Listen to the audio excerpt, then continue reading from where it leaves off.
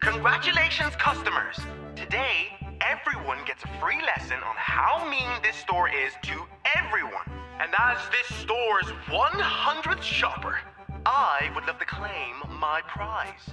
How about unlimited litter box breaks for your workers? Free to pee! Standing up for the staff! It's the latest fashion! Somebody! Grab that pug!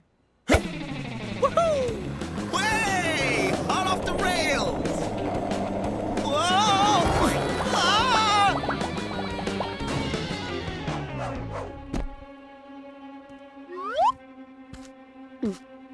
I knew it was a bad idea to let dogs into our store. Get your paws off my son now! That's just perfect. Of course he's your son. Well, newsflash. You'll never win.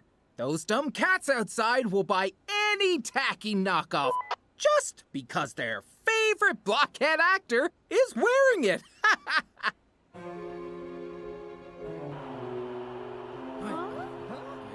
Dumb cats, eh?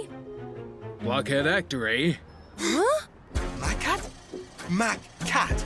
The cat who is Mac. He came? He's here? This is a disgrace. Trent, get my agent on the line. I don't want to do business with cats like this. I was just joking. Obviously. Can anyone here take a joke? We'll see how funny it is as tomorrow's headline, shall we? Thanks for your interview, Macat. My editor will be delighted. Well, if a celebrity actor isn't a moral compass for society, then who is? Thank you for your work, Mrs. Crawl. You too, kids.